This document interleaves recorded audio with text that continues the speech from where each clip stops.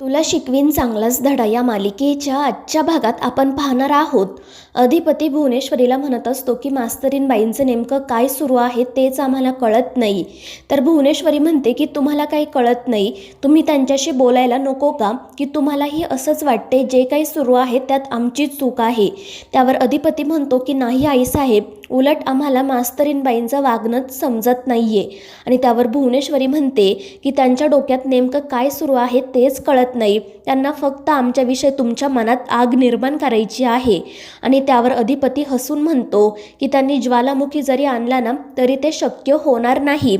आणि त्याचवेळी चारुहास सर देखील त्या ठिकाणी येतात. ते बाहेरूनच या दोघांचं बोलणं ऐकत असतात. तर भुवनेश्वरी म्हणत असते की जर यापुढे सुद्धा सुनबाईंनी आमच्यावर असेच आरोप केले तर मात्र आम्ही गप्प बसणार नाही. आणि मग ती अधिपतीलाच विचारते की जर खरंच तुमच्यावर अशी वेळ आली, तुम्हाला आम्हा दोघींपैकी एकीची निवड करावी लागली तर तुम्ही नक्की कोणाची निवड कराल. मात्र या प्रश्नाचा अधिपती काहीच उत्तर देत नाही. त्याच वेळी त्याला अक्षराचा कॉल येतो. अक्षरा त्याला सांगते की अधिपती, मला तुमची गरज आहे, तुम्ही प्लीज ताबडतोब शाळेत या, आपल्याला एके ठिकाणी जायचं आहे. अधिपती तिला काय झालं आहे ते विचारतो. त्यावर अक्षरा सांगते की मला पोलीस स्टेशनमधून फोन आला होता, त्यांना काही डेड बॉडी सापडल्या आहेत आणि त्यांची ओळख पटवण्यासाठीच त्यांनी मला बोलावलं आहे, पण माझ्यात एवढी हिंमत नाही आहे, मला तुमची गरज आहे, प्लीज या. तर इकडे भुवनेश्वरी अधिपतीला विचारत असते की सुनबाईंचा फोन आहे का, काय म्हणत आहेत त्या.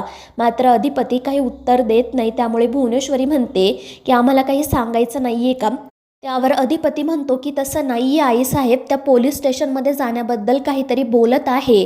त्यावर भुवनेश्वरी म्हणते म्हणजे त्यांना आता आमच्या विरोधात तक्रार नोंदवायची आहे का, आणि तुम्हाला त्या काही सही करायला बोलावत आहे का. त्यावर अधिपती म्हणतो की नाही आईसाहेब, तसं नाही आहे.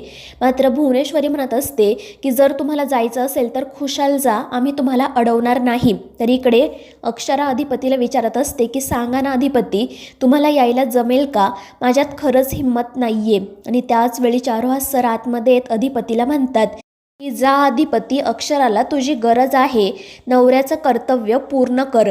मात्र भुवनेश्वरी मध्येच म्हणते की तुम्ही नवऱ्याच्या कर्तव्याबद्दल काही बोलूच नका, आणि नवऱ्याचं कर्तव्य पूर्ण कर म्हणजे काय, लेकाचं कर्तव्य ते पूर्ण करणार नाहीत का.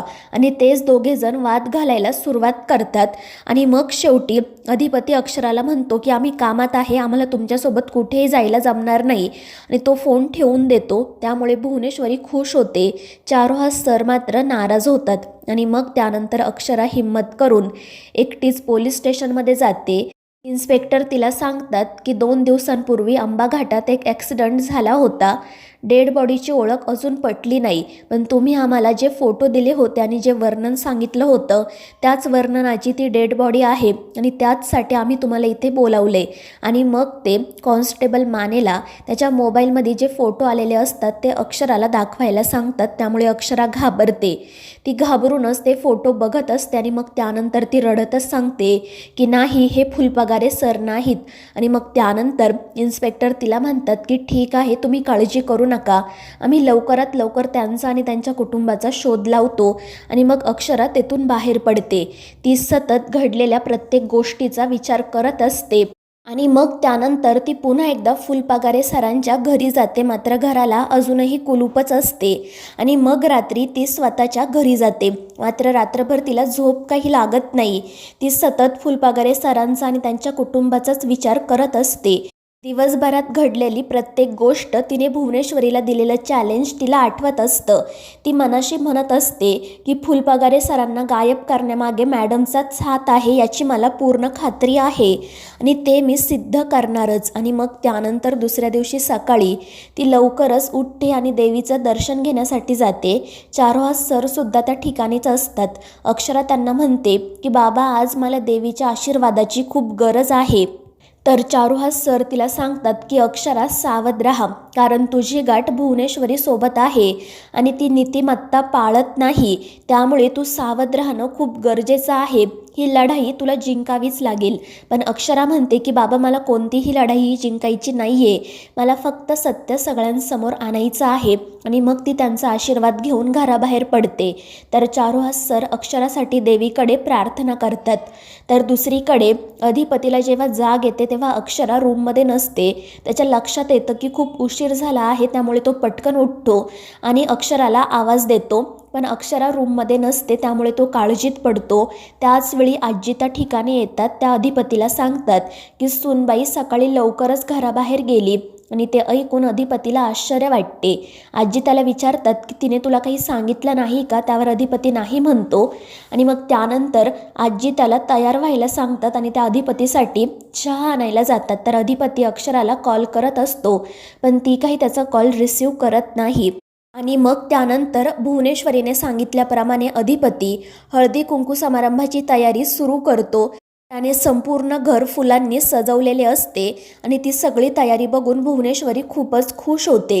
ती अधिपतीचं कौतुक करत म्हणते की बायकोचं पहिलं हळदी कुंकू आहे म्हटल्यावर तुम्ही अगदी खुशीत दिसताय आणि तयारीसुद्धा छान केली आहे. त्यावर अधिपती म्हणतो की आईसाहेब, तुम्हाला माहिती आहे ना, आम्ही हे सगळं तुमच्यासाठी केलं आहे आणि तुमच्यासाठी करता करता त्यांच्यासाठी सुद्धा थोडंसं काहीतरी करता येतं आहे, यातच आम्हाला आनंद आहे. आयुष्यभर आम्हाला असंच हवं आहे. आणि त्यावर भुवनेश्वरी फक्त हसून हो म्हणते. त्यानंतर ती अधिपतीला अक्षराबद्दल विचारते, तर तो म्हणतो की त्या नक्की कुठे आहेत मलाही माहीत नाही आणि एकतर त्यांना याबद्दल काहीच माहीत नाही. आपण त्यांना सरप्राईज द्यायचं आहे ना? आणि त्यावर भुवनेश्वरी हसतच हो म्हणते.